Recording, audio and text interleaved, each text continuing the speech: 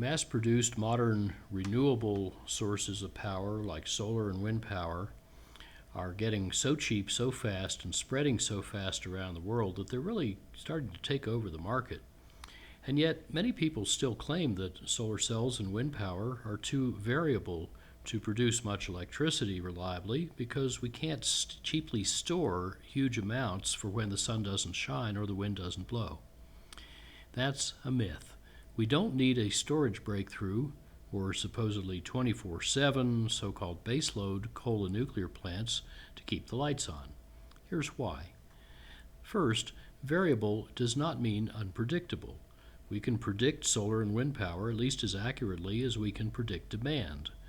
In this stormy winter month, the forecast output from all the French wind farms almost exactly matched the actual output a day later.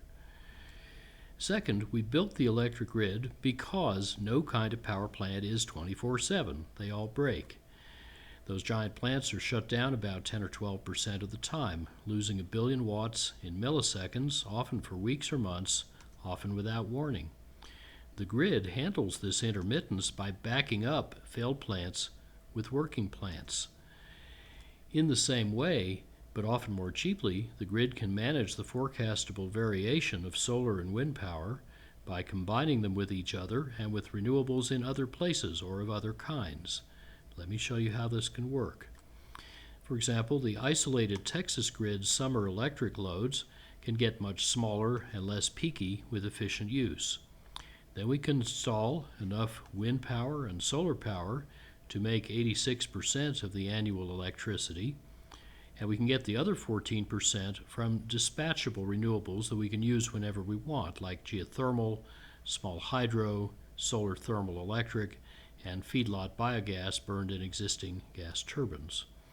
This 100% renewable supply can then be matched to the load by putting excess electricity into two kinds of distributed storage: iStorage air conditioning and smart charging of electrified autos, and then recovering that energy when needed and filling the last gaps with unobtrusively flexible demand.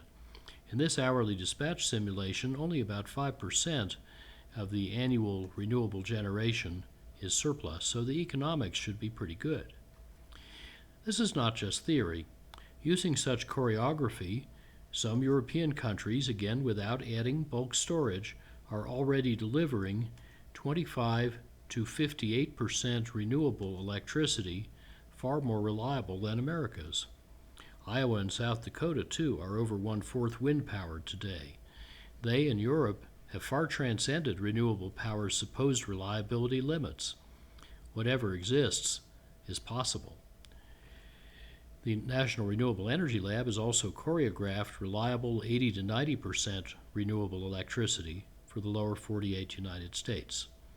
Bottom line, bulk electricity storage and fossil-fueled backup are the costliest ways to make the grid flexible, so we would use them last, not first. A breakthrough in cheap bulk storage of electricity would be helpful, but not vital. We needn't wait for it, and the market isn't waiting. Only the myth holds us back.